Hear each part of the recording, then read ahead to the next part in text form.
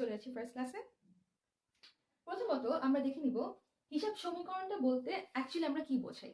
হিসাব সমীকরণের চেহারাটা খুবই সিম্পল, সেটা হচ্ছে a equals to l plus OE। এই একটা ছোট্ট সমীকরণ আমাদের সবার খুব পরিচিত। এটার মাধ্যমে আমরা যেটা করি সেটা হচ্ছে আমাদের ব্যবসায়ের যে আর্থিক অবস্থা সেটাকে আমরা একটা ছোট্ট সমীকরণের মাধ্যমে দেখাই। কেন এই কাজটা করি এটা বলি। এই কাজটা করার প্রথম রিজন হচ্ছে, যেহেতু তোমার ব্যবসা একটা অনেক বড় একটা প্রতিষ্ঠান, এই একটা অর্গানাইজেশন বা একটা প্রতিষ্ঠানের সাথে অনেক বাইরের পক্ষের সম্পর্ক থাকে। তো কি হয়, প্রত্যেকটা সম্পর্ক দ্বারা এই অর্গানাইজেশনের যে আর্থিক অবস্থা সেখানে কিছু টাকা প্লাস হয়, কিছু টাকা মাইনাস হয়। কিন্তু তোমাকে যদি একটা নির্দিষ্ট সময় প্রশ্ন করা হয় যে এই ব্যবসার প্রতিষ্ঠানের আর্থিক অবস্থাটা কিরূপ, তুমি কিন্তু এতগুলো ঘটনাকে নিয়ে যদি বলতে চাও তাহলে কিন্তু তোমার অনেক সময় লেগে যাবে। তো আমরা কি করি, খুব ফাস্ট একটা ছোট্ট রিপ্লাই করার জন্য সম্পূর্ণ ঘটনাটাকে আমরা একটা সমীকরণের মাধ্যমে প্রকাশ করি, এবং এই ছোট্ট সমীকরণটাকে আমরা বলে থাকি হিসাব সমীকরণ। সো এখন দেখব হিসাব সমীকরণের মধ্যে আমরা আসলে কোন কোন জিনিসগুলোকে ইনকর্পোরেট করছি। প্রথমত অ্যাসেট বলতে আমরা বোঝাচ্ছি আমাদের সম্পদ পাশ, ঠিক আছে, বা যার মাধ্যমে এই অ্যাসেট, এটার মাধ্যমে আমরা আমাদের ব্যবসা বা অর্গানাইজেশনে যা কিছু সম্পদ রয়েছে সেগুলোকে বোঝাই। দেন রয়েছে দায়, এবং রয়েছে ওই বলতে আমরা বোঝাচ্ছি ওনার্স ইকুইটি অর্থাৎ মালিকানা সত্ত্ব। খেয়াল করে দেখো, এই সম্পূর্ণ ঘটনাটার মধ্য দিয়ে তুমি তোমার ব্যবসা প্রতিষ্ঠানের সম্পদ ইকুয়ালস টু তোমার দায় এবং মালিকানা সত্ত্ব দেখাতে পারছো। আচ্ছা, যখন আমরা বলি এই কাজটা আমরা অ্যাকচুয়ালি কিভাবে করছি, যখন আমরা বলছি আমার ব্যবসা প্রতিষ্ঠানে আমি একটা কাজ শুরু করতে যাচ্ছি এবং আমার দরকার কিছু রিসোর্স, ঠিক আছে, রিসোর্স বলতে বোঝাচ্ছি যে একটা ব্যবসা প্রতিষ্ঠান শুরু করার সময় তোমার আসবাবপত্র দরকার হয়, তোমার দরকার হয় চলতি মূলধন, তোমার দরকার হয় কিছু ক্যাশ, এবং তোমার দরকার হয় অনেক মানুষের সমন্বয়। তো এই যে বললাম সবকিছু মিলে একটা ব্যবসা প্রতিষ্ঠান হয়। সেখানে আমরা যেসব জিনিসগুলোকে তুমি আর্থিক পরিমাপ মানে অর্থের পরিমাপে পরিমাপ করতে পারছো, এর মধ্যে প্রথমত হচ্ছে আমার রিসোর্স বা আমার সম্পদ। সম্পদ হচ্ছে সেই অংশটা যেটা নিয়ে তোমার কোম্পানিটাকে বা তোমার অর্গানাইজেশনটাকে তুমি ভ্যালু করতে, মানে ভ্যালুয়েশন করতে পারো। সো এই রিসোর্সটা কি কি নিয়ে গঠিত হয়, যদি তুমি বলে থাকো আমার ব্যবসায় প্রতিষ্ঠানে আমার আছে সে আসবাবপত্র প্লাস আমার আছে নগদ টাকা, ঠিক আছে। সো একটা ব্যবসায় প্রতিষ্ঠানে না প্রথমেই কিন্তু তোমার আসবাবপত্র এবং নগদ টাকা থাকে না। কিভাবে এগুলো ফরমেশন হয় ওটা আমরা দেখি। প্রথমত মালিকানা সত্ত্ব। এই যে বললাম মালিকানা সত্ত্ব, মালিকানা সত্ত্ব বলতে আমরা বোঝাই আমার যারা মালিক পক্ষ, অর্থাৎ আমার ব্যবসায় প্রতিষ্ঠানের যে প্রকৃত রূপে মালিক তার কথা। সো কি হয়, সেই মালিক কি করলো, সে তার বাবার কাছ থেকে কিছু টাকা নিয়ে এবং তার নিজস্ব কিছু পুঁজি, এবং বলতে পারো তোমার বন্ধুর কাছ থেকে সে কিছু টাকা ধার করে নিয়ে আসলো, বন্ধুর কাছ থেকে কিছু টাকা ধার করে সে ইন টোটাল তোমার কোম্পানিতে, অথবা আচ্ছা তোমার বন্ধুর কাছ থেকে, লেখাটা দেখতে পাচ্ছ না গাইজ, সরি, আচ্ছা বন্ধুর কাছ থেকে তুমি কিছু টাকা ধার করে নিয়ে আসতে, ইন টোটাল তোমার মালিক তোমার অর্গানাইজেশনটাতে, আচ্ছা আমরা অর্গানাইজেশনটা একটা নাম দিয়ে দিই, আচ্ছা আমরা নাম দিয়ে দিই 10MS।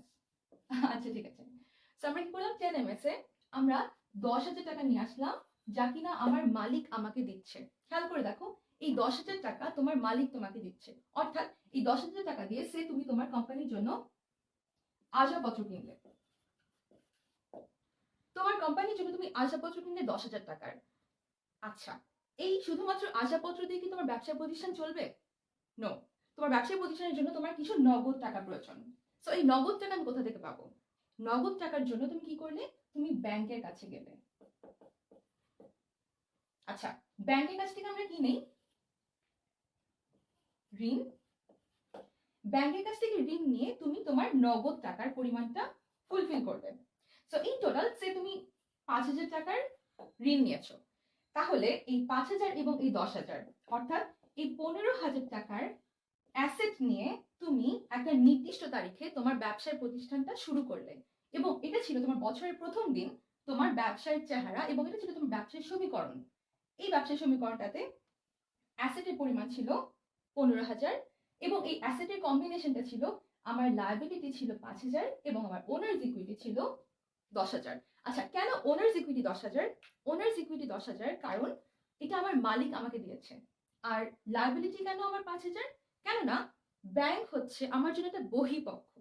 কেন ব্যাংক একটা বহিঃপক্ষ? ব্যাংক বহিঃপক্ষ কেননা তুমি জানো যে ব্যাংকের কাছ থেকে ঋণ নিলে তোমাকে একটা নির্দিষ্ট পরিমাণে তাকে সুদ দিতে হয়, রাইট? বাট মালিককে কি আমাদের এই ধরনের কোনো সুদ দেওয়ার ঘটনা হয়? হয় না। এই কারণেই তুমি যদি কোনো কারণে ব্যাংকের টাকা পরিশোধ করতে না পারো, ব্যাংক তখন কি করবে? ব্যাংক তোমাকে বলবে যেহেতু তুমি আমার টাকা ফেরত দিতে পারোনি, সো তোমার ব্যাপারে আমি মামলা করব এবং তোমাকে আমি জেলে নিয়ে ঢোকাবো। সো এই যে একটা থ্রেট কাজ করে না, একটা ফিয়ার কাজ করে, এই কারণে ব্যাংকে আমরা বলি বহিঃপক্ষ। বিকজ ব্যাংকের টাকাটা যে কোনো মূল্যে আমাকে পরিশোধ করতে হবে। পরিশোধ করতে যদি না পারি আমাকে জেলে নিয়ে ঢোকাবে। কিন্তু মালিক কিন্তু সেটা করে না। কোনো কারণে যদি তুমি মালিককে টাকা ফেরত দিতে নাও পারো, মালিক কিন্তু তোমাকে কখনো নিয়ে জেলে ঢোকাবে না। দ্যাটস ওয়াই মালিক আমাদের আন্তঃপক্ষ। এই কারণে মালিককে আমরা বলি ওনার্স ইকুইটি বা মালিকানা সত্ত্ব, এবং এটাকে আমরা দায় থেকে বিপরীতে রাখি। আচ্ছা, তো এটা ছিল আমাদের হিসাব সমীকরণের বেসিক একটা কনসেপ্ট। এখন আমরা মুভ করছি একটু সামনে। এখন একটু দেখে নিই আমাদের কমেন্ট সেকশনে কারা কারা আমাদের লিখেছো। আচ্ছা, থ্যাংক ইউ সো মাচ। আচ্ছা, অনেকে জয়েন করেছেন দেখতে পাচ্ছি। মহরম আলী, নাইম, অনিন্দিতা, নামগুলো একটু বলে নিই। সাকিবুল হাসান, সাকিব আল ইসলাম, জুবাইর। আচ্ছা, অনেক ভাইয়াপুর আমাদেরকে জয়েন করেছো। আচ্ছা, তোমাদেরকে বলে নিই যারা কিনা আমাদের ক্লাসটা করছো তারা কিন্তু নিজেদের বন্ধুদেরকে অবশ্যই ট্যাগ করবে, কারণ আমরা চাই না যে আমাদের বন্ধুরা আমাদের সাথে এত ইম্পর্টেন্ট একটা ইন্টারেস্টিং একটা ক্লাস করা থেকে বিরত থাকুক, রাইট? তো এখন তোমাদের জন্য কিছু ছোট ছোট কোয়েশ্চেন আছে এই সমীকরণ সংক্রান্ত। তো আমি সমীকরণ সংক্রান্ত ছোট্ট কোয়েশ্চেনগুলো তোমাদেরকে করছি এবং আশা করব যেহেতু তোমরা এইচএসসি প্রিপারেশন নিচ্ছ, খুব ইজিলি তোমরা আমাকে সেই কোয়েশ্চেনগুলোর অ্যান্সারগুলো করে দিতে পারবে। আচ্ছা, তো তোমাদের ফার্স্ট কোয়েশ্চেনটা থাকছে,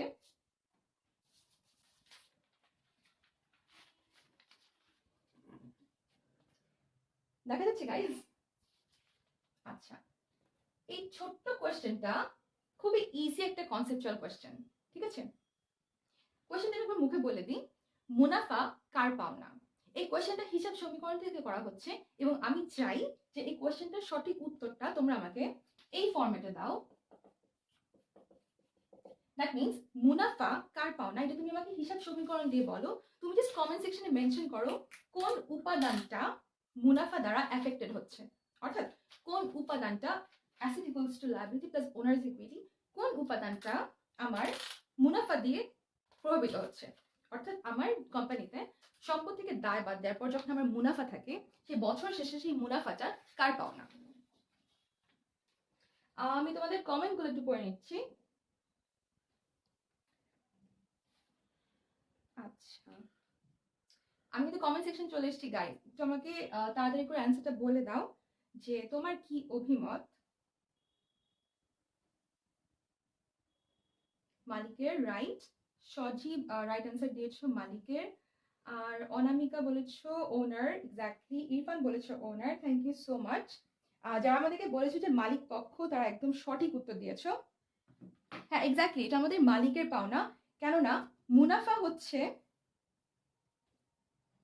মুনাফা যেটা হয় গাইস, মুনাফা হচ্ছে আমার বছর শেষে আমার কোম্পানিতে তুমি যত টাকা নিয়ে ব্যবসা করছো, সেই ব্যবসা করার পর তোমার নিশ্চয়ই কিছু টাকা এমন হয় যে এই পরিমাণ টাকা তোমার যা নিয়ে শুরু করেছো তা থেকে বছর শেষে যা আছে তা বাদ দেওয়ার পর কিছু টাকা আমার লাভ হয় বা ক্ষতি হয়। সেই লাভ বা ক্ষতির অংশটা আলটিমেটলি আমার মালিকের পাওনা। আচ্ছা, কিভাবে এটা হয়তো বলি, তোমার মুনাফা কিংবা ক্ষতি, আচ্ছা, মুনাফা কিংবা ক্ষতির সাথে সবসময় ওনার্স ইকুইটি বা মালিকের সম্পর্ক থাকে। কেন থাকে? বিকজ আমার মালিক আমার ব্যবসাটা করার জন্য আমাকে কি দেয়? আমাকে বিভিন্ন ধরনের রিসোর্স দেয়। আমাকে নগদ টাকা দিতে পারে, আমাকে আসবাবপত্র দিতে পারে। So at the end of the day আমার ওনার্স ইকুইটি বা আমার মালিকের সবসময় একটা মাথার মধ্যে ধারণা কাজ করে যে আমার ব্যবসাটা, এটা পুরোটাতে আমার ব্যবসার একটা আর্থিক অবস্থা। সো আমার ব্যবসাটার প্রতি বছর যাতে এমন ভাবে ব্যবসাটা চালু হয় যাতে করে বছর শেষে আমার সবসময় মুনাফা হয়। মুনাফাটা হলে এই মুনাফাটা কিন্তু অর্গানাইজেশনে থাকে না, এই মুনাফাটার দাবিদার কিন্তু হয় মালিক পক্ষ। ঠিক একইভাবে যখন আমার ক্ষতি হয়, খেয়াল করো, ক্ষতি হলে ক্ষতিটাও কিন্তু আমার মালিকানা সত্ত্বকে এফেক্ট করছে। আচ্ছা, এখন আমরা তাহলে দেখে নিই কোন কোন উপাদান আলটিমেটলি আমার হিসাব সমীকরণকে এফেক্ট করছে।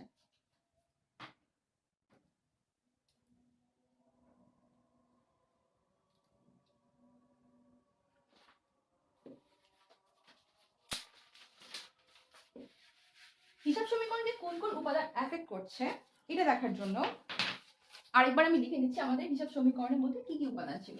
Asset equals to liability plus owners equity. খেয়াল করো, এই যে বললাম অ্যাসেট যে উপাদানটা, এই উপাদানটা কখন আমার এফেক্টেড হয়? সম্পদ। আচ্ছা, সম্পদ দ্বারা আমার এই যে বললাম অ্যাসেট উপাদানটা বা অ্যাসেট যে পাশটা তুমি বলতে পারো, সেই একটা পাশ কিন্তু আমার সম্পদ দ্বারা প্রভাবিত হচ্ছে। সম্পদ হতে পারে আসবাবপত্র, হতে পারে আমার নগদ টাকা, হতে পারে আমার দেনাদার। এটা ছিল একটা বেসিক আইডিয়া। এরপর চলে যাই লায়াবিলিটি পাশে। যখন আমরা কথা বলছিলাম ব্যাংক ঋণ নিয়ে, খেয়াল করে থাকবে, তখন বলেছিলাম যে ব্যাংক ঋণ আমার জন্য একটা বহিঃ দায়। আচ্ছা, তো এই ব্যাংক ঋণের কারণে আমি বলে দিই দায় হচ্ছে আমার লায়াবিলিটি অংশের প্রথম ভাগ, এবং এই দায়ের মধ্যে কি কি পড়তে পারে? দায়ের মধ্যে পড়তে পারে ঋণ, ব্যাংক ঋণ হতে পারে, তার মধ্যে হতে পারে আমার পাওনাদার। আচ্ছা, প্রদেয় বিল বলতে পারো, বকেয়া বলতে পারো। আচ্ছা, এরপর চলে যাই ওনার্স ইকুইটি পাশে। আচ্ছা, ওনার্স ইকুইটি পাশে প্রথমত যে নামটা সবার আগে আসে সেটা হচ্ছে মালিকানা সত্ত্ব। আচ্ছা, এই মালিকানা সত্ত্বের আন্ডারে যা যা পড়বে সেগুলো একটু দেখে নিই। মালিকানা সত্ত্বের আন্ডারে প্রথমত মাথায় যে নামটা আসে সেটা হচ্ছে মূলধন।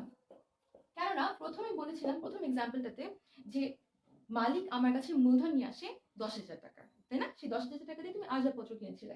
এরপর এই যে মূলধনের কথা বললাম, এই মূলধনটা যখন একটা 10,000 টাকার মূলধন দেয়, নিশ্চয়ই নির্দিষ্ট সময় পর মালিক কিছু পরিমাণ মূলধন উইথড্র করে নেয়। এই উইথড্র বা ড্রয়িংসটাকে আমরা বলে থাকি উত্তোলন করা। সো খেয়াল করে দেখো, মালিক তোমাকে মূলধন দিচ্ছে, তাহলে এটা মালিকানা সত্ত্ব এই নামের আন্ডারে যাবে। মালিক তোমার কাছ থেকে উত্তোলন করছে, তাহলেও কিন্তু এটা মালিকানা সত্ত্বকে এফেক্ট করছে।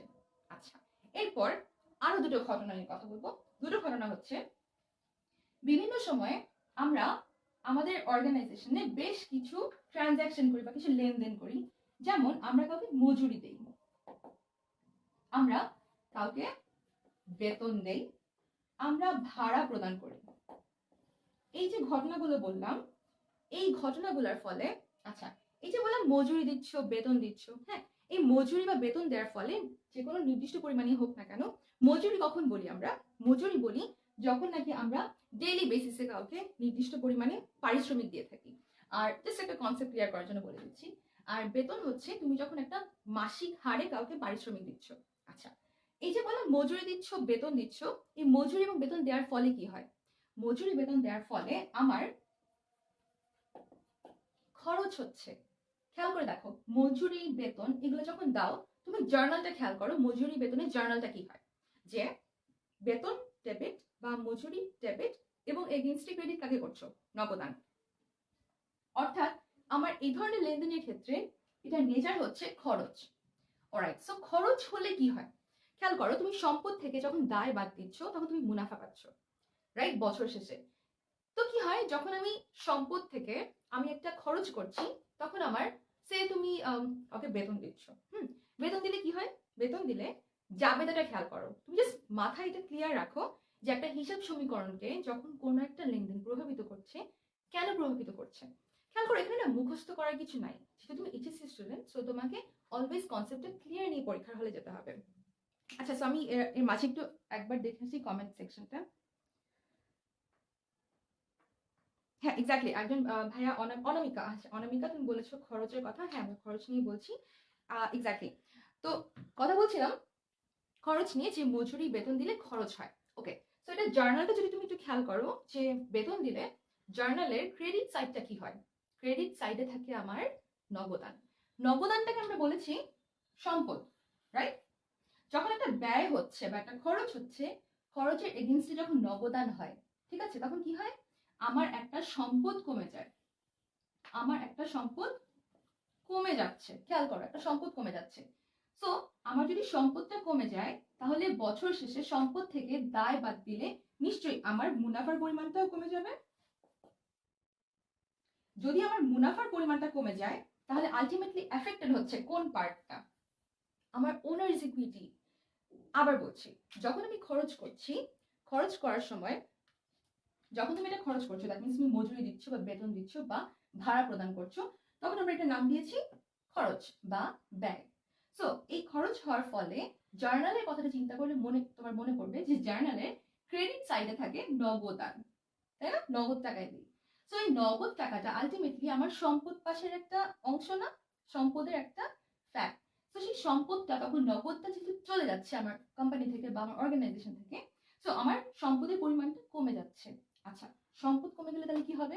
বছরের শুরুতে যা সম্পদ ছিল এর থেকে একটা মানুষকে বেতন দেওয়ার ফলে কিছু পরিমাণ নগদ টাকা আমার মাইনাস হয়ে গেছে।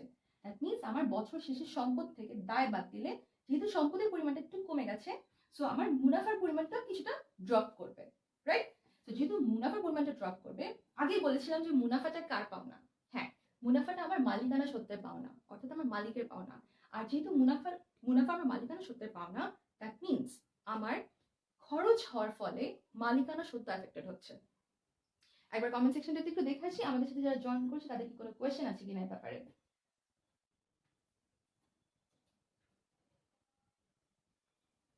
আচ্ছা, হ্যাঁ, আচ্ছা, জাহিদ বলেছো যে বেতন ডেবিট নগদান ক্রেডিট। এক্স্যাক্টলি ভাইয়া, যখন বেতন দিচ্ছ তখন যেহেতু তোমার খরচের ফলে সম্পদ কমে যাচ্ছে, তো সম্পদ কমার ফলে মুনাফা কমে যাচ্ছে। দ্যাট মিনস আলটিমেটলি মালিকানা সত্ত্ব এফেক্টেড হচ্ছে। এই একটা জিনিস বোঝানোর জন্যই জিজ্ঞেস করেছিলাম যে মুনাফাটা কার পাওনা। তুমি যদি মুনাফাটা কার পাওনা, ক্ষতিটা কার পাওনা এটা বুঝতে পারো, তাহলে তুমি বুঝতে পারবে যে কেন খরচ এবং আয় দ্বারা মালিকানা সত্ত্ব প্রভাবিত হচ্ছে। তাহলে আমরা একটা ছোট পয়েন্ট লিখে ফেলি যে ব্যয় কিংবা খরচ হওয়ার ফলে আমার মালিকানা সত্ত্ব প্রভাবিত হচ্ছে। সেম জাস্ট অপোজিট আরেকটা পার্ট হচ্ছে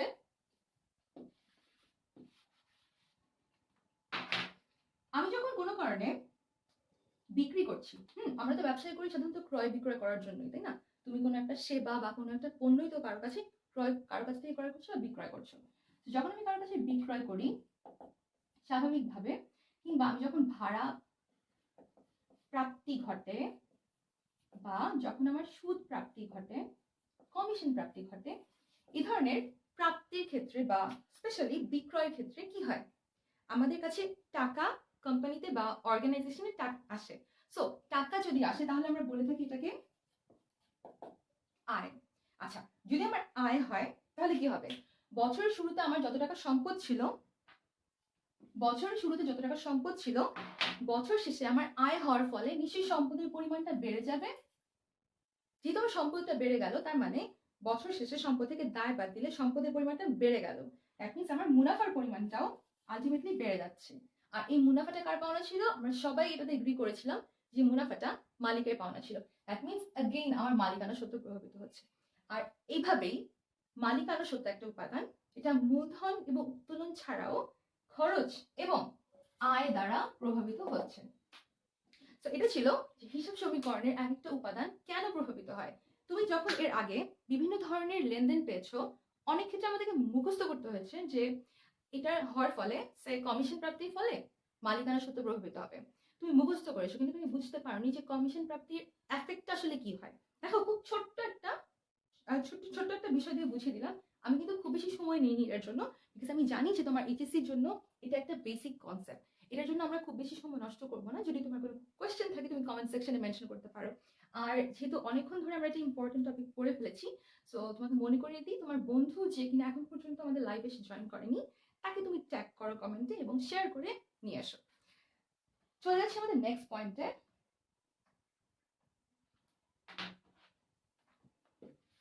আচ্ছা, সো এখান থেকে যেহেতু আমাদের কোনো কোয়েশ্চেন নাই, তো আমরা তাহলে নেক্সট পয়েন্টটাতে মুভ করছি।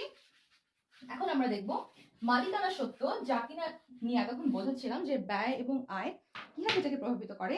এই মালিকানা সত্ত্ব অ্যাকচুয়ালি কিসের মাধ্যমে দায় বা যে তোমার বৃদ্ধি এবং হ্রাস এটা কিভাবে প্রভাবিত করছে। সো যখন আমি বলে ফেললাম যে asset equals to liability plus owners equity কোন কোন উপাদান দ্বারা প্রভাবিত হচ্ছে, সেটা কিন্তু ইলাবোরেটেড ওয়েতে দেখাই। ইলাবোরেটেড ওয়েটা হচ্ছে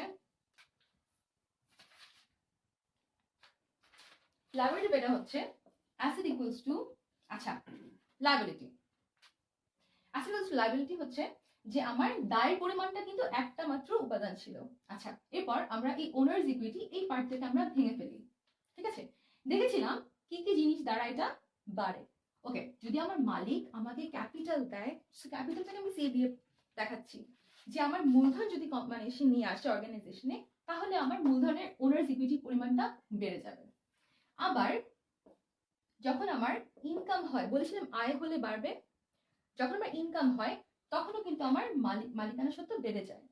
তাহলে কমে যাবে কখন? যখন উত্তোলন করে। উত্তোলন মিন্স ড্রয়িংস, অনেকে উইথড্র লিখতে পারো, এখানে ডব্লিউ লিখতে পারো, ইটস আপ টু ইউ। আবার যখন এক্সপেন্স হয়, অর্থাৎ যখন আমার খরচ হচ্ছে, তার মানে এটা হচ্ছে একটা ইলাবোরেটেড একটা ইকুয়েশন, এটা হচ্ছে এটারই আরেকটা পরিমার্জিত রূপ বলতে পারো। আচ্ছা, তো এখানে একটা কথা বলে রাখি, এই যে পার্টটা লিখলাম, এই পার্টটা লেখা না ম্যান্ডেটরি না। কেন ম্যান্ডেটরি না? Because this is the original equation. তুমি যদি এই ইকুয়েশনটা বুঝতে পারো, তোমাকে এই ইকুয়েশনটা মনে রাখার দরকার নাই। বাট যারা নাকি মনে করো যে ইকুয়ালস টু এল প্লাস ওইতে এই এই উপাদানগুলা কোনটা প্লাস হচ্ছে কিংবা মাইনাস হচ্ছে, এটা মনে রাখতে তোমার কষ্ট হয়, তাদের ক্ষেত্রে বলে রাখি যে এই এলাবোরেটেড ওয়েটা মনে রাখলে তোমার জন্য পরীক্ষার হলে খুব ফাস্ট তুমি অ্যান্সার করতে পারবে। আচ্ছা, আমি কিছু কোয়েশ্চেন নিয়ে নিই যারা কোয়েশ্চেন করছো। বকেয়া বিক্রি। আচ্ছা, তোমরা বলেছো যে বকেয়া বিক্রি করলে কি হয়, তোমরা বকেয়া বিক্রির জার্নালটা দেখি। একজন কোয়েশ্চেন করেছো, আমি ভাইয়ের নামটা মিস করে গেলাম। আচ্ছা, জাহিদ লিখেছো যে বকেয়া বিক্রি করলে কি হবে। যখন আমরা বিক্রিটা বকেয়াতে করি তখন ডেফিনেটলি আমার দেনাদার বেড়ে যায়, দেনাদার আর বিক্রয়। আচ্ছা, যখন আমার দেনাদার বেড়ে যায়, ওকে, সো আগে বলে নাকি বিক্রয়, বিক্রয় আমার জন্য একটা আয়বাচক হিসাব, আর দেনাদার হচ্ছে সম্পদবাচক। যখন আমার দেনাদার বেড়ে যায় দ্যাট মিন্স আমার অ্যাসেট বেড়ে যাচ্ছে, যখন আমার বিক্রয় বেড়ে যায় দ্যাট মিন্স আমার ওনার্স ইকুইটি বেড়ে যাচ্ছে। খেয়াল করো, কোনো জার্নাল তোমাকে হিসাব সমীকরণে বোঝাতে গেলে কিন্তু এই ফর্মেট লেখার প্রয়োজন পড়ে না, যদি তুমি বুঝতে পারো যে আলটিমেটলি আমার এই ইকুয়ালস টু এল প্লাস ওইতে ওনার্স ইকুইটিকে সে কিভাবে অ্যাফেক্ট করছে। এটা বোঝার জন্য তোমাকে, জাহিদ আমার মনে হয় তুমি তোমার অ্যান্সারটা পেয়ে গেছো। তো তুমি যদি তোমার অ্যান্সারটা পেয়ে থাকো, তোমার যদি মনে হয় যে তুমি কোনো একটা লাভ করতে পেরেছো এই ক্লাস থেকে, তাহলে তুমি তোমার বন্ধুকে ট্যাগ করো এবং লাইভটা শেয়ার করে তাদেরকে জানিয়ে দাও যে আমরা একটা খুব ইম্পর্টেন্ট ক্লাস করে ফেলছি। So moving on. আচ্ছা, তো ওনার্স ইকুইটি এই পার্টটাকে নিয়ে না সবার আসলে ঘাপলাতে লাগে।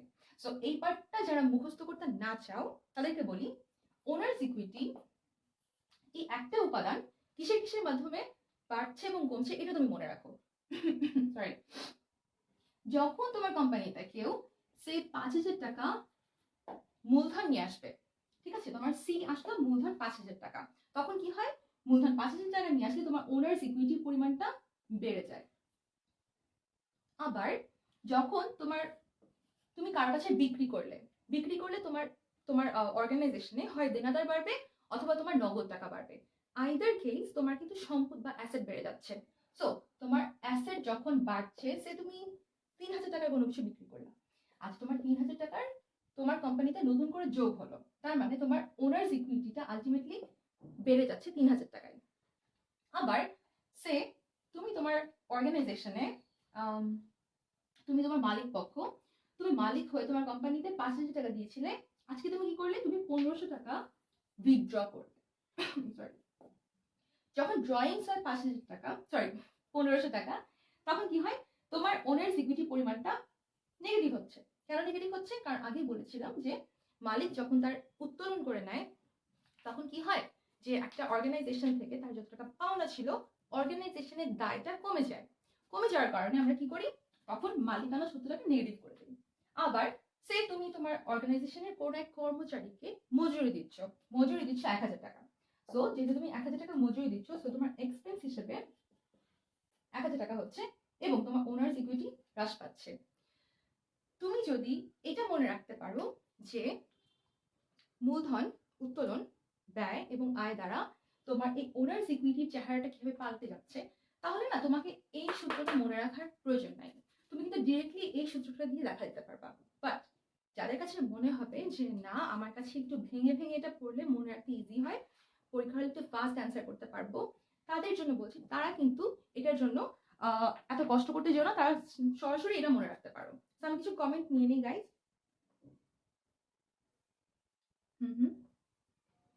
উত্তোলন হ্যাঁ, আচ্ছা, আহনাফ বলেছে উত্তোলন অলওয়েজ ডেবিট হয়।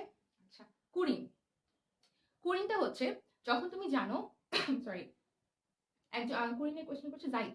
কুরিনের কোশ্চেনটা হচ্ছে যে যদি কখনো তোমার দেনাদার এরকম হয় যে তুমি তার সাথে বহু বছর ধরে কাজ করে আসছো এবং তুমি জানো যে তার নেচার অনুযায়ী এই দেনাদার তোমাকে একটা নির্দিষ্ট পরিমাণের টাকা কখনোই ফেরত দিবে না। সো তুমি কি করবা, যে তোমার পার্সোনাল এক্সপিরিয়েন্স থেকে তোমার প্রিভিয়াস এক্সপিরিয়েন্স থেকে তুমি কি করবে, যে তাকে দেনাদার হিসেবে যত টাকা তার মানে তার কাছ থেকে তুমি পাও ওই পরিমাণ টাকার উপর একটা নির্দিষ্ট রেটে তুমি টাকা বাদ দিয়ে রাখবা। কেন বাদ দিয়ে রাখবা? বিকজ তুমি জানো ওই পরিমাণ টাকাটা আসলে তুমি কখনোই পাবা না। দিস ইজ কুরিন। দায় কেন হবে না? জাহিদের কোশ্চেনটা বুঝতে পারছি না। আচ্ছা, মূলধন কেন মালিকানা সত্য হবে, দায় কেন হবে না? আচ্ছা, এটা আমি একটু বলে নিই। মূলধন কেন মালিকানা সত্য হবে? আচ্ছা, মূলধন বা ওনার্স ইকুইটি। আচ্ছা, মূলধন বা ওনার্স ইকুইটিটা হচ্ছে আমার কোম্পানিতে যারা মালিক পক্ষ তারা কি করে, আমাকে নির্দিষ্ট সময়ের মধ্যে আশাপত্র বলো, নগদ বলো বা যে কোনো রূপে ওরা আমার কোম্পানিতে কিছু রিসোর্স দেয়। কিন্তু ওদের এই রিসোর্সের উপরে ক্লেমটা বা ওদের এটার উপর থেকে যে দায়বদ্ধতা এরকম হয় যে কোম্পানি যদি কোনো কারণে মুনাফা করতে না পারে ওই বছর, যদি ওই নির্দিষ্ট সময়ের মধ্যে তার মূলধনের টাকাটা ফেরত দিতে নাও পারে, সে কোনো কোম্পানির উপর কোনো কিছু চার্জ করে না, তার উপর মামলা করে না। কিন্তু ব্যাংক কি করে, তুমি যদি ব্যাংকের কাছ থেকে ঋণ নিয়ে আসো, ব্যাংক কিন্তু তোমাকে নির্দিষ্ট সময়ের মধ্যে ঋণের উপর সুদ চার্জ করবে এবং ঋণের টাকাটা কিন্তু তোমাকে ঠিকমতো পরিশোধ করতে হবে। মালিক কি তোমাকে কখনো এটা বলে? বলে না। দ্যাটস ওয়াই আমরা মালিককে বলি আন্তদায় এবং ব্যাংককে বলি বহিদায়। দ্যাটস ওয়াই আমরা যখন ইকুয়েশন করি বহিদায় পার্ট থেকে, যে বহিদায় এই পার্ট থেকে আমরা মালিকানা সত্যটাকে বাদ দিয়ে রাখি। সো চলে আসি আমাদের নেক্সট টপিকে।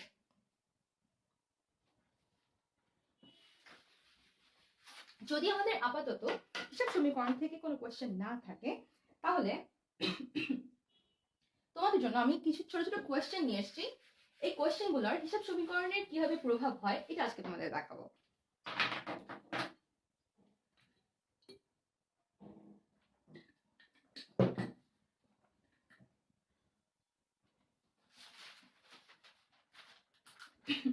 সো তোমাদের একটা খুব ইম্পর্টেন্ট কোয়েশ্চেন আসে না পরীক্ষার হলে, যে হিসাব সমীকরণে লেনদেনের প্রভাব।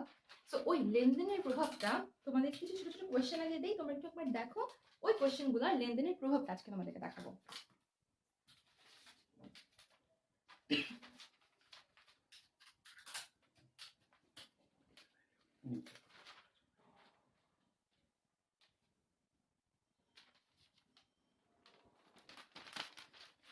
গাইস, এই একটা কোয়েশ্চেন তোমাদেরকে দিচ্ছি, এটা একটু খেয়াল করো।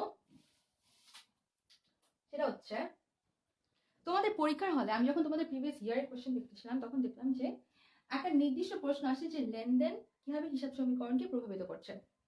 সো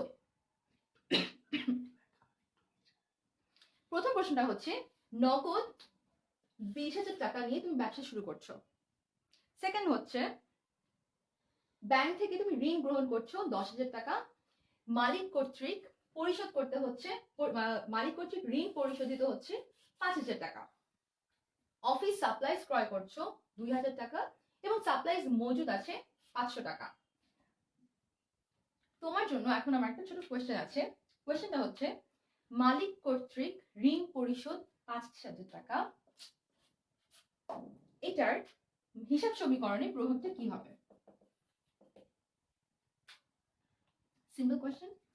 প্রথমত খেয়াল করো, তুমি কোয়েশ্চেনটার অ্যান্সার আমাকে কমেন্ট সেকশনে মেনশন করো। আমি তোমার কমেন্টটা দেখতে দেখতে যারা এটা পারছো না, যাদের একটু কনফিউশন হচ্ছে এটা নিয়ে, ওদের কিছু হিন্ট দিয়ে দিই।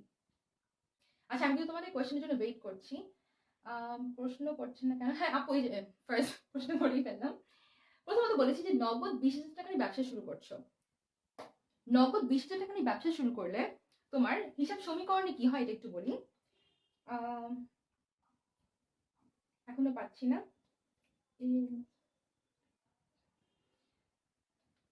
আচ্ছা, নগদ 20,000 টাকা নিয়ে ব্যবসা শুরু করলে তোমার প্রথমত তোমার কোম্পানিতে 20,000 টাকা নগদ আসছে এবং দ্বিতীয়ত তোমার যেহেতু মূলধন হিসেবে তোমার মালিক তোমাকে 20,000 টাকা দিয়েছে, দ্যাট মিনস তোমার মালিকানা সত্ত্বের আন্ডারে 20,000 টাকা চলে আসছে। এটা ছিল আমার প্রথমটার জন্য একটা সমীকরণের প্রভাব। আর এই প্রভাবটা যেহেতু বললাম, সো বলে দিই যে প্রভাবের কথাটা বাংলায় যদি তুমি লিখতে চাও, প্রভাব হিসেবে যদি তোমার কোনো হেডিং থাকে, তাহলে প্রভাবে তুমি লিখতে পারো যে আমার ব্যবসার প্রতিষ্ঠানে নগদ টাকা আসছে 20,000 এবং আমার মালিকের মূলধন বাড়ছে 20,000 টাকা। আচ্ছা, অ্যান্সারের জন্য এক্স্যাক্টলি অ্যান্সার পেয়ে গেছি। প্রশ্ন কি ছিল? হ্যাঁ, মালিক কর্তৃক ঋণ পরিশোধ। আচ্ছা, যখন আমি ব্যাংক থেকে ঋণ নেই, তখন আমার ব্যাংক থেকে ঋণ নেওয়ার ফলে আমার দায়ের পরিমাণটা বেড়ে যায় 10,000 টাকা। সরি, আবার আমার নগদ পরিমাণটা বেড়ে যায় 10,000 টাকা। তাহলে যখন মালিক পরিশোধ করছে, খেয়াল করো, মালিক যদি আমার ঋণ পরিশোধ করে তাহলে কি হবে? ফার্স্ট অফ অল আমার দায় কমে যাচ্ছে 5,000 টাকা, রাইট? আমার দায় কমে যাচ্ছে 5,000 টাকা এবং একই সাথে আমার, আচ্ছা গাইস, ব্র্যাকেট দেওয়া মানে হচ্ছে নেগেটিভ, ব্র্যাকেট দেওয়া মানে হচ্ছে যেটা নেগেটিভ ফিগার, দ্যাটস আমি ব্র্যাকেট দিচ্ছি। আর আমার মূলধন বেড়ে যাচ্ছে 5,000 টাকা। সো আমি ফার্স্ট রাইট অ্যান্সারটা নিচ্ছি। জাহিদ লিখেছো দায় বেড়ে গেছে 5,000 টাকা, ওনার্স ইকুইটি নেগেটিভ, তার মানে মালিকানা শুধু কমে গেছে, রং। জিয়াদ লিখেছো মালিকানা সত্য কমে গেছে এবং দায় বেড়ে গেছে, wrong. Apurba right answer, first right answer Apurba দিয়েছে যে হ্যাঁ এক্স্যাক্টলি দায় কমে গেছে, মালিকানা সত্য বেড়ে গেছে, এক্স্যাক্টলি। অপূর্ব, তোমাকে অনেক অনেক ধন্যবাদ আমাদেরকে সঠিক উত্তর দেওয়ার জন্য। আর আমি আরো কারো কিছু কোয়েশ্চেন নিয়ে নিচ্ছি। সজীব বলেছো যে দায় বেড়ে গেছে, মালিকানা সত্য বেড়ে গেছে। আচ্ছা, দায় এবং মালিকানা সত্য একসাথে কখনো বাড়বে না, ফার্স্ট অফ অল। হ্যাঁ এক্স্যাক্টলি, জিয়াদ পরে লিখেছো যে হ্যাঁ এক্স্যাক্টলি ওনার্স ইকুইটি বেড়ে গেছে এবং আমার দায় কমে গেছে। নাজমুল লিখেছো এ বেড়ে গেছে এবং ওনার্স ইকুইটি বেড়ে গেছে। আচ্ছা, অ্যাসেট বেড়ে গেছে, ওনার্স ইকুইটি বেড়ে গেছে। নো, অ্যাসেট কেন বাড়েনি? বিকজ মালিক কর্তৃক পরিশোধকৃত ঋণ, তোমার ঋণ ছিল ঠিক আগের লেনদেনে, তোমার ঋণ ছিল 10,000 টাকা। তো এই 10,000 টাকা থেকে তোমার 5,000 টাকা কমে যাচ্ছে। সো খেয়াল করো, এই 10,000 টাকাটা তোমার কি ছিল? 10,000 টাকাটা ছিল আমার জন্য লায়াবিলিটি। তার মানে কি, আমার লায়াবিলিটিটা কমে যাচ্ছে। আর যেহেতু আমার মালিক দিচ্ছে, so in one way or another তোমার মালিকানা সত্যই প্রভাবিত হবে। সো মালিকানা সত্যই প্রভাবিত কিভাবে হচ্ছে? যেহেতু সে ঋণ পরিশোধ করছে, তার মানে সে ব্যবসায় নতুন করে টাকা দিচ্ছে, তার মানে 5,000 টাকা বেড়ে গেল। আচ্ছা, thank you so much guys, তোমরা হ্যাঁ অনেক সুন্দর করে উত্তর দিয়েছো। আর আমার মনে হয় এরপর থেকে তোমাদের আরো কোনো কনফিউশন থাকবে না। রাব্বি লিখেছো অ্যাসেট থেকে 5,000 টাকা বাদ যাবে তো। আচ্ছা, এতক্ষণে যেহেতু বলে ফেলেছি, সো আমার মনে হয় তোমার বুঝতে কোনো অসুবিধা নেই কেন অ্যাসেট থেকে বাদ যাবে না, বিকজ এখানে অ্যাসেটের কোনো কাজ নেই। মালিক যখন টাকা দেয় দ্যাট মিনস মালিক নিজের পকেট থেকে দিচ্ছে, তার মানে ওই টাকাটা কিন্তু আমার কারবারে নাই। সো মালিক দিচ্ছে মানে মূলধন বেড়ে যাচ্ছে। অলরাইট রাব্বি, আমার মনে হয় তুমি তোমার উত্তরটা পেয়ে গেছো। অ্যাসেট ইনক্রিজ, নো শাকের, আমার মনে হয় আমি এতক্ষণ অ্যান্সারটা দিয়ে দিয়েছি। সো আমরা চলে আসি পরের প্রশ্নে। পরের প্রশ্নটা হচ্ছে আচ্ছা, পরের প্রশ্নটা হচ্ছে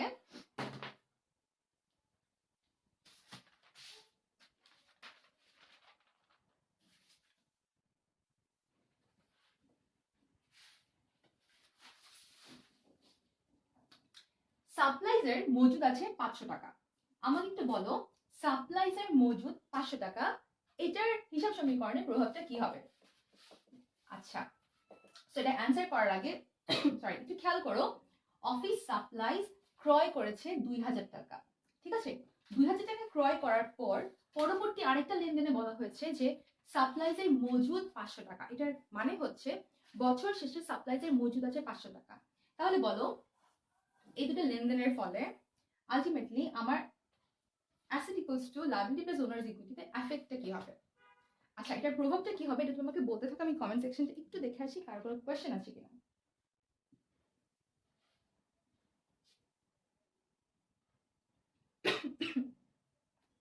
আমি রাইট অ্যান্সারের জন্য তোমাদের ওয়েট করছি।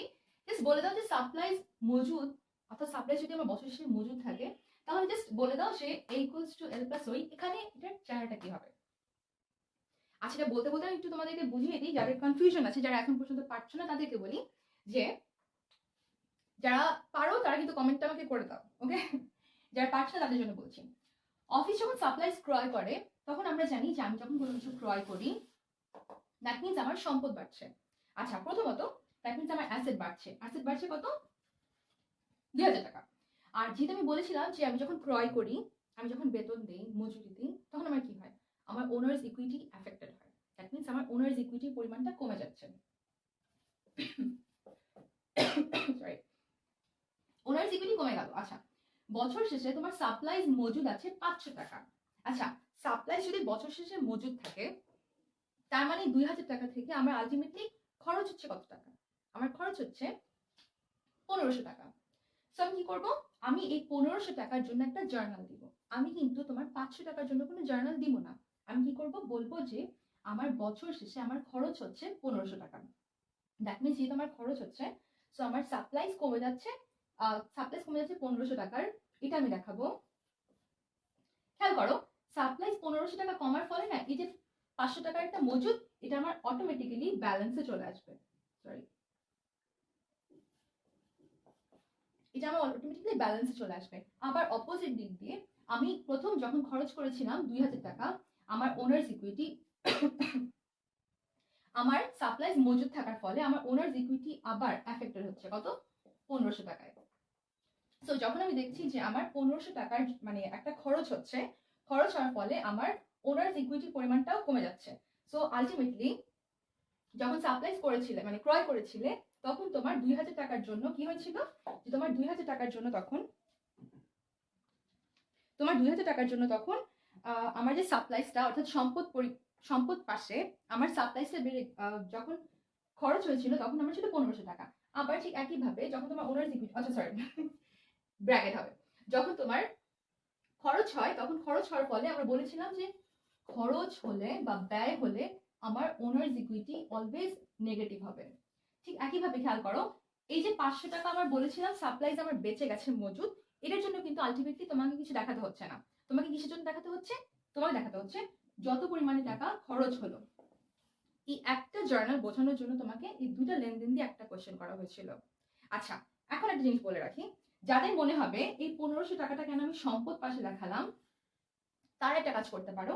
তারা যখন লেনদেনটাকে সমীকরণের মাধ্যমে দেখাচ্ছ, তখন তুমি উপরে সাপ্লাইজ নামে একটা কলাম করে নিতে পারো। ঠিক তার আন্ডারে সাপ্লাইজের আন্ডারে তুমি এই 1500 টাকাটাকে তখন এই পাশে লিখে দিতে পারো। বাট ইন আইদার কেস তোমার কিন্তু ওনার্স ইকুইটি নিজেই 1500 টাকাটা লিখতে হবে। আচ্ছা, যারা ওনার্স ইকুইটিটাকে যে ভেঙে একটু বড় করে করেছো, তারা কিন্তু এক্সপেন্সের নিচে 1500 টাকাটা বসিয়ে দিও, তাহলে তোমার টিচারের জন্য এটাকে মার্ক করতে ইজি হবে। আর আমি তোমাকে জাস্ট বেসিক কনসেপ্টটা ক্লিয়ার করার জন্য সিম্পল a = l+o তে দেখাচ্ছি। বাট তুমি যখন পরীক্ষার হলে বসছো, তখন যদি তোমার মনে হয় যে তোমাদের টিচার তোমাকে বলেছেন একটু ইলাবোরেটেড ওয়েতে করতে, তখন তুমি যেটা করবে, নবদান, আসবাবপত্র, সাপ্লাইজ, এরকম করে সম্পদ পাশটাকে একটু বড় করে দিও, ইকুয়ালস টু লায়াবিলিটিতে ব্যাংক ঋণ, পাওনাদার, আর ওনার্স ইকুইটি পাশে মূলধন, উত্তোলন, ব্যয়, আয়, এই নামে করতে পারো। আর প্রতিটা লেনদেনের পর তুমি একটা প্রভাব মেনশন করে দিতে পারো। দ্যাট মিনস তোমার ডেট ওয়াইজ এই হিসাব সমীকরণের উপর প্রভাবটা তুমি বলে দিতে পারো। আচ্ছা, এই ছিল তোমাদের জন্য আজকে হিসাব সমীকরণ। তোমাদের যাওয়ার আগে আর একটা জিনিস বলতে চাই,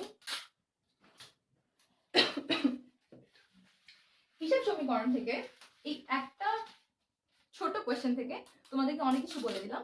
এখন তোমাদের জন্য আরেকটা ছোট কোয়েশ্চেন আছে, দেখি যে ওটা তুমি কতটুকু ভালো মতো বুঝতে পারো। যদি কোনো কোয়েশ্চেন থাকে গাইস, তাহলে যতক্ষণ আমরা সমীকরণ নিয়ে পড়ছি, ঠিক এর মধ্যে তুমি আমাকে ওটা কোয়েশ্চেন করে দিতে পারো। আমি চেষ্টা করবো যত দ্রুত সম্ভব তোমাকে অ্যান্সার করে দেওয়ার।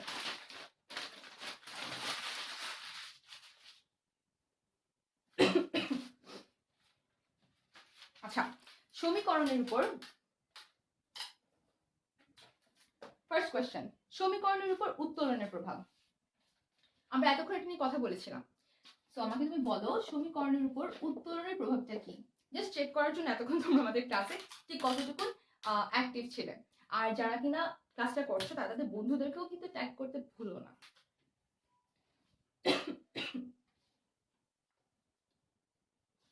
গাইস, তোমাদের কমেন্টের জন্য ওয়েট করছি যে উত্তোলনের প্রভাবটা হিসাব সমীকরণে কিভাবে হবে। Right, exactly. সো উত্তোলনের প্রভাবটা হচ্ছে, থ্যাংক ইউ সো মাচ, উত্তোলনের প্রভাবটা হচ্ছে আমার হিসাব সমীকরণে উত্তোলন মালিকানা সত্যতা সবসময় কমিয়ে দিবে। তো আরেকটা কোশ্চেন করে ফেলি।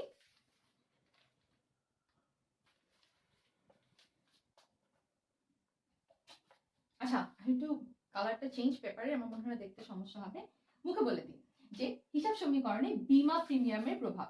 আচ্ছা বীমা প্রিমিয়াম ইম্পর্টেন্ট ওয়ান, আমাকে একটু বলো বীমা প্রিমিয়ামের প্রভাবটা তোমার হিসাব সমীকরণে কিভাবে হবে। বীমা প্রিমিয়াম, ঠিক আছে, আমি কমেন্ট সেকশনটা দেখছি।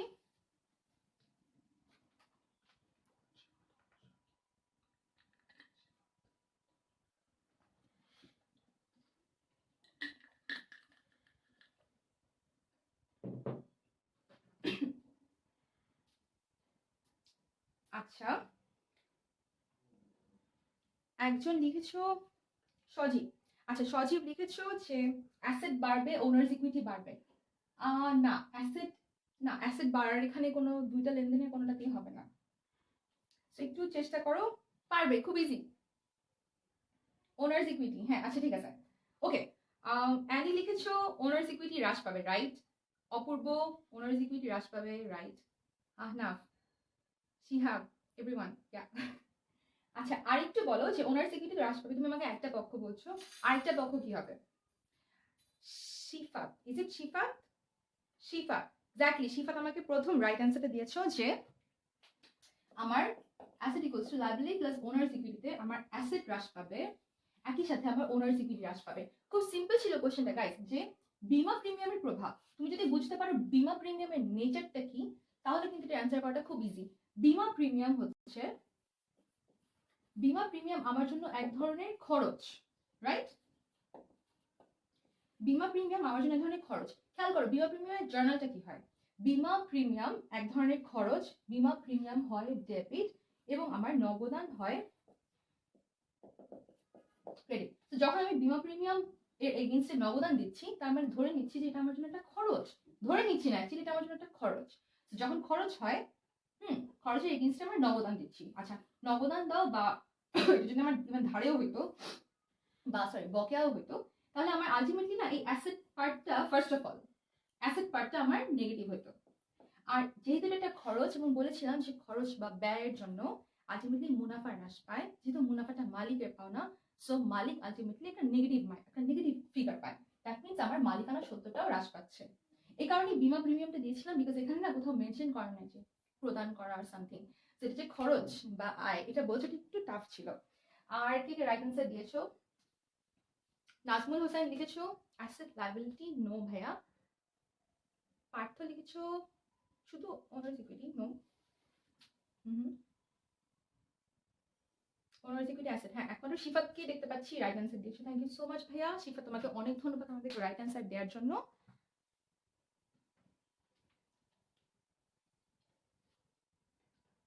আচ্ছা সো যদি তোমার এটা নিয়ে আর কোনো কোয়েশ্চেন না থাকে, তাহলে আমি ধরে নিচ্ছি যে লেনদেন সমীকরণ থেকে আজকে তোমার আর কোনো কনফিউশন থাকবে না।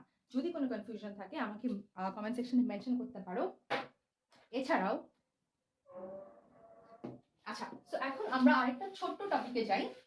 ছোট টপিকটা হচ্ছে, আমরা অনেকেই পড়েছি যে একটা টপিক, তার নাম হচ্ছে হিসাব, রাইট। সো আমরা সেই হিসাবটা একটু দেখি। যেহেতু আমাদের সমীকরণ করছি, তো সমীকরণের সাথে আমাদের হিসাব টপিকটা অনেকটা মেলে। সো আমরা হিসাবটা নিয়ে আজকে একটু পড়বো। হিসাব বলতে কি বোঝায়? আচ্ছা হিসাব, হিসাব হচ্ছে একটা নির্দিষ্ট জায়গা বলতে পারো, একটা নির্দিষ্ট লোকেশন বলতে পারো। আমি যেটা বলবো সেটা হচ্ছে একটা নির্দিষ্ট টাইটেল। আচ্ছা কেন এটা একটা নির্দিষ্ট টাইটেল? এটা একটা নির্দিষ্ট টাইটেল এই কারণে যে একটা নির্দিষ্ট টাইটেলের মধ্যে ব্যবসা প্রতিষ্ঠানের প্রথমত তোমার নিশ্চয়ই একটা নির্দিষ্ট পরিমাণে প্রারম্ভিক একটা ব্যালেন্স থাকে। আচ্ছা সেই প্রারম্ভিক ব্যালেন্সটা বিভিন্ন ধরনের লেনদেন দ্বারা প্রভাবিত হয়, রাইট। বিভিন্ন ধরনের লেনদেন দ্বারা প্রভাবিত হওয়ার ফলে at the end of the day তোমার কিছু টাকা প্লাস হয়, ওই টাকাটার সাথে কিছু টাকা মাইনাস হয়, এবং এই প্লাস আর মাইনাসের ফলে at the end of the day তোমার একটা নির্দিষ্ট পরিমাণের টাকা ব্যালেন্স থাকে না। আচ্ছা সো এই ব্যালেন্সটাকে আমি যেই নামে বছর শেষে দেখাতে পারবো, সেই টাকাটাকে আমরা বলে থাকি হিসাব। সো এই হিসাবের মধ্যে বেশ কিছু ভাগ থাকে। সো আমরা হিসাবটা দেখানোর জন্য যেটা করি, আমরা দু ধরনের ছক ফলো করি। এই দু ধরনের ছকের মাধ্যমে আমরা যে কোনো ধরনের হিসাবটাকে লিপিবদ্ধ করতে পারি। হিসাবের এই ছকগুলোকে আমরা বলে থাকি একটা ফার্স্ট অফ অল টি ছক, আরেকটাকে বলে থাকি আমরা চলমান জেড ছক। আচ্ছা, টি ছকের মধ্যে যেটা হয়, টি ছক বলতে গেলে ফার্স্টে তুমি বড় করে একটা টি এঁকে ফেলো, ঠিক আছে? টি ছকের মধ্যে প্রথমত আমরা দেই হচ্ছে ডেট বা তারিখ, দেন আমরা দিই পার্টিকুলার্স অর্থাৎ আমার হিসাবের বিবরণ, এরপর দিই আমরা জাবেদা, পৃষ্ঠাঙ্ক, এবং এরপর দিই আমরা টাকার পরিমাণ। এখানে যা যা লিখলাম ঠিক এটারই একটা রিপিটেশন এই ঘরটাতে হবে। আচ্ছা, এই পার্টটাকে আমরা বলি ডেবিট, এই পার্টটাকে আমরা বলি ক্রেডিট। এটা ছিল টি ছকের একটা বেসিক চেহারা। আচ্ছা, চলমান জেড ছক কি হয়? চলমান জেড ছকে যেগুলো রিপিট হবে এটা বলি। ফার্স্টে আমরা ডেট দিচ্ছি, দেন দিচ্ছি পার্টিকুলার্স, ডান, দেন আমরা দিচ্ছি জাবেদা, পৃষ্ঠাঙ্ক। আচ্ছা, এর পরের পার্টটা খুব ইম্পর্টেন্ট। এর পরের পার্টটা হচ্ছে আমরা ডেট ওয়াইজ ওই দিনের ডেবিট অথবা ক্রেডিট কি হচ্ছে ওই জার্নালটার সাথে ওটাকে লিখে দিচ্ছি। হচ্ছে ডেবিট আর হচ্ছে ক্রেডিট। দ্যাট মিনস ওই পার্টিকুলার ডেটে আমার ওই হিসাবটার সাথে কি ডেবিট কোনো জার্নাল হচ্ছে নাকি কোনো ক্রেডিট জার্নাল হচ্ছে এটাকে দেখাবো। আর দিন শেষে আমরা এটার একটা ব্যালেন্স বের করব, যে ওই ডেবিট আর ওই ক্রেডিটের ফলে আমার পূর্ববর্তী ব্যালেন্সে এটা প্লাস হোক নাকি মাইনাস হলো। যেহেতু আমরা টি ছক এবং সময় কথা বলেই ফেলছি, তো আমরা এটা পার্থক্যটা এখানে আমরা ভেরি ইম্পর্টেন্ট মনে রাখার জন্য, কেননা তোমার সৃজনশীল প্রশ্নে যখন 3 নম্বর কোশ্চেন হয় তখন তোমাকে একটা তুলনা বা পার্থক্য চাওয়া হয়। তোমার পরীক্ষার হলে যদি এই ধরনের কোশ্চেন আসে যে একটা টি ছক দিয়ে দিল, একটা চলমান জেড ছক দিয়ে দিল, তোমাকে বললো এই দুটো থেকে একটা পার্থক্য খুঁজে বের করতে। বেসিক পার্থক্যটা হচ্ছে, খেয়াল করো, টি ছকের মধ্যে না আমরা দুটা পাস করে ফেলি, অর্থাৎ দুটা ভাগে ভাগ করে ফেলি ডেবিট ক্রেডিট। বাট এক্ষেত্রে কিন্তু আমরা পুরো ছকটাকে দুটো ভাগে ভাগ করছি না। এই কারণে এটাকে বলা হয় চলমান এবং এটাকে বলা হয় টি ছক। ফার্স্ট হচ্ছে দুই ভাগ করা হয় এবং করা হয় না, সেটাকে তুমি একটু ইলাবোরেট পেতে বলে দিও। সেকেন্ড হচ্ছে টি ছক এবং চলমান জেড ছকের একটা বেসিক একটা পার্থক্য হচ্ছে, খেয়াল করো, চলমান জেড ছকে তুমি প্রতিদিন ওই জার্নালটার ডেবিট বা ক্রেডিট কি হচ্ছে এটা যেরকম জানতে পারছো, প্রতিদিন তুমি ব্যালেন্সটাও জানতে পারছো। অর্থাৎ তুমি ইন্ডিভিজুয়াল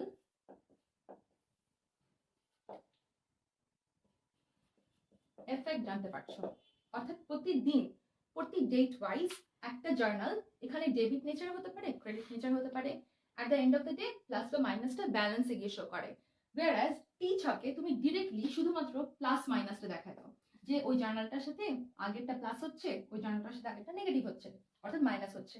কিন্তু ওই পার্টিকুলার ডেতে ওই জার্নালটার নেচারটা কি পজিটিভ ছিল না নেগেটিভ ছিল এটা কিন্তু তুমি টি ছক থেকে জানতে পারো না।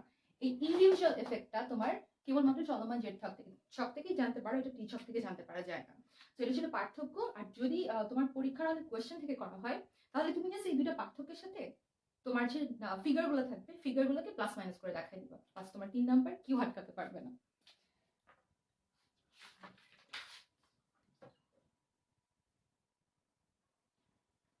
আচ্ছা, আমাকে ফাইনাল অ্যাকাউন্ট ক্লাসের কথা বলেছো, এক্স্যাক্টলি ফাইনাল অ্যাকাউন্ট আমরা করব। আমরা ফাইনাল অ্যাকাউন্ট করার আগে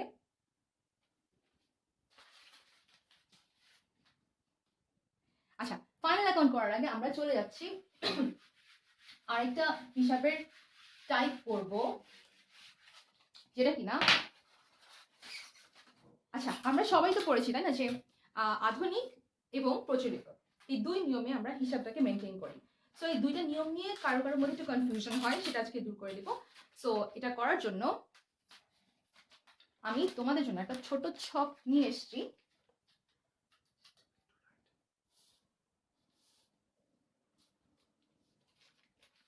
অলরাইট, এই একটা ছক যেমন সবাই জানি, রাইট? সো এটা নিয়ে আজকে আমরা তোমাদেরকে ছোট কিছু এক্সাম্পল দিয়ে বলে দিব যে কেন এটার টাইপটা চেঞ্জ হচ্ছে।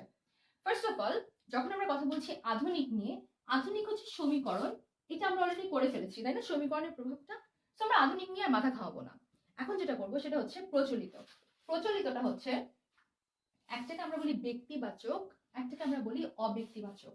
আচ্ছা, ব্যক্তিবাচকটা কেন বলা হয়?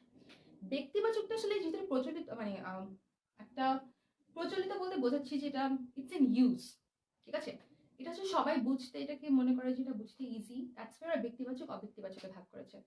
ব্যক্তিবাচক বলার রিজন হচ্ছে যখন তুমি কোনো একটা হিসাবকে কোনো একজন ব্যক্তি অথবা কোনো একটা প্রতিষ্ঠান অথবা তার প্রতিনিধিত্বমূলক কোনো একটা নামের সাথে হিসাবের সাথে এটাকে যুক্ত করতে পারো, তখন আমরা এটাকে বলছি ব্যক্তিবাচক।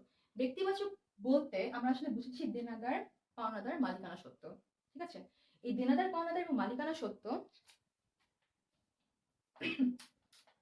দেনাদার, পাওনাদার এবং মালিকানা সত্ত্ব হচ্ছে আমার A equals to L plus OE এর এমন দুটো উপাদান, যে দুটো উপাদানকে আমরা সরাসরি কোনো নামের সাথে যুক্ত করতে পারি। খেয়াল করো, A equals to L plus OE তে দেনাদার, পাওনাদার, মালিকানা সত্ত্বটাকে আমরা যে কোনো নামের আন্ডারে ফেলতে পারি, রাইট? এবং এটা নেচার কিরকম হতে পারে? হতে পারে স্বাভাবিক, কৃত্রিম এবং প্রতিনিধিত্বমূলক। যেমন ফাবলিহা, সাকিব, সিহান, তাবাসের, আমরা সবাই হচ্ছে মানুষ, তাই না? আমাদের নামগুলো স্বাভাবিক নাম। আর কিন্তু যখন আমরা কৃত্রিম বলছি তখন আমরা বলছি, সে ফর এক্সাম্পল বলতে পারো তুমি RFL এর নাম, প্রাণ গ্রুপের নাম বলতে পারো, স্কোয়ার ফার্মাসিউটিক্যালস। সো এই ধরনের নামের ক্ষেত্রে কি হয়, এগুলো একটা পার্টিকুলার নাম আমরা ব্যবহার করছি একটা এন্টিটির জন্য, ওটা অনেক মানুষের সমষ্টি, কিন্তু আমরা একটা কৃত্রিম নাম দিয়ে ওদেরকে অ্যাড্রেস করছি। আর প্রতিনিধিত্বমূলক হচ্ছে যখন আমরা বলি না অগ্রিম বকেয়া, অগ্রিম বকেয়াটা একটা মানুষের সাথে যুক্ত, এ কারণে আমরা কি করি, প্রতিনিধিত্বমূলক বলতে আমরা ব্যক্তিবাচক বোঝাই। আবার অব্যক্তিবাচক, অব্যক্তিবাচক হচ্ছে আমার সম্পত্তি, ওরা কিন্তু সম্পদ ওয়ার্ডটা ইউজ করে না, সম্পত্তি বলে। সম্পত্তি বলতে যেটা বলি, যেমন মনে করো সম্পত্তি হতে পারে স্পর্শনীয়, লাইক দিস, অস্পর্শনীয়, ট্রেডমার্ক কিংবা প্যাটেন্ট, এবং অলিক সম্পত্তি। আচ্ছা, অলিক সম্পত্তির খুব বেশি কোনো এক্সাম্পল আমাদের কাছে জানা নেই। অলিক সম্পত্তির যা যা এক্সাম্পল আমরা সব বইয়ের মধ্যে কম বেশি দেখি, সেগুলো হচ্ছে শেয়ার অবহার। শেয়ার অবহারটা হচ্ছে সম্পত্তির অলিক সম্পত্তিবাচক, কেননা শেয়ার অবহারটা সবসময় আমাদেরকে কি করতে হয়, যে যখন আমার কোনো একটা শেয়ার এর প্রাইস বাজারে কমে ছাড়া হয় তখন আমরা সেটাকে বলি শেয়ারের অবহার। এবং অবহারটা যেহেতু স্পর্শনীয় না, অস্পর্শনীয় বলতে পারো না, এটা একটা সম্পত্তির একটা সে এমন একটা ভ্যালুয়েশন করছো যে ভ্যালুয়েশনটা অ্যাকচুয়ালি রিয়েল না। ঠিক আছে, দ্যাটস ওয়াই আমরা এটাকে বলতে থাকি অলিক সম্পত্তি বা নট রিয়েল। এবং নামিক হচ্ছে খুব ইজি, নামিক হচ্ছে খরচ কিংবা আয়। সো এখন আমরা কিছু এক্সাম্পল দেখি, এই এক্সাম্পলটা দিয়ে আমরা আজকে হিসাবটা দেখবো যে কিভাবে এটাকে হিসাবের পার্টটাকে কিভাবে আমরা প্রচলিত নিয়ম অনুযায়ী ব্যক্তিবাচক অব্যক্তিবাচকে ভাগ করছি। প্রথমে যখন আমরা বলেছিলাম আমাদের প্রথম এক্সাম্পলটাতে যে আমাকে আমার কোম্পানিতে 10,000 টাকা মূলধন নিয়ে আসা হচ্ছে, মনে আছে? প্রথম এক্সাম্পলটাতে পড়েছিলাম যে 10,000 টাকা মূলধন আনা হচ্ছে। তো মূলধন আনলে কি হয়, আমার নগদান বাড়ে এবং আমার মূলধন বাড়ে। সো নগদান হচ্ছে আমার জন্য সম্পত্তি বাচক, বাচকটা লিখলাম না, এবং মূলধন হচ্ছে আমার জন্য মালিকানা সত্ত্ব। শুধু মালিক লিখি তাহলে বোধহয় বুঝতে পারবে। আচ্ছা, আমাদের সেকেন্ড টপিকটা ছিল, আচ্ছা আমার জন্য ব্যাংক থেকে ঋণ আনা হয়। ব্যাংক থেকে ঋণ আনার ফলে ব্যাংক ঋণ, আচ্ছা ব্যাংক ঋণ টাকাটা মেনশন করছি না, সম্ভবত 20,000 টাকা ছিল, রাইট, নাকি 5,000 টাকা ছিল। আচ্ছা, যদি ব্যাংক ঋণ আনা হয় ঘটনাটা যেটা হয়, আমার জন্য নগদান টাকা বাড়ে এবং একই সাথে আমার জন্য ব্যাংক ঋণ বাড়ে। যখন আমার নগদান বাড়ে তখন আমার সেম সম্পত্তি বেড়ে যাবে, এবং যখন আমার ব্যাংক ঋণ বাড়ে তখন আমার দায় বেড়ে যাবে। আচ্ছা, যেটা বলছিলাম দায়ের কথাটা মনে আছে, দায় আমার জন্য সবসময় একটা দায় আমাকে সবসময়, দায়ের ফলে আমার বহিদায় বাড়ে, অর্থাৎ আমার এল বেড়ে যায়। সো এই দায়ের ফলে আমার ঋণ বাড়ছে, এবং ঋণ হচ্ছে আমার জন্য একটা ব্যক্তিবাচক হিসাব।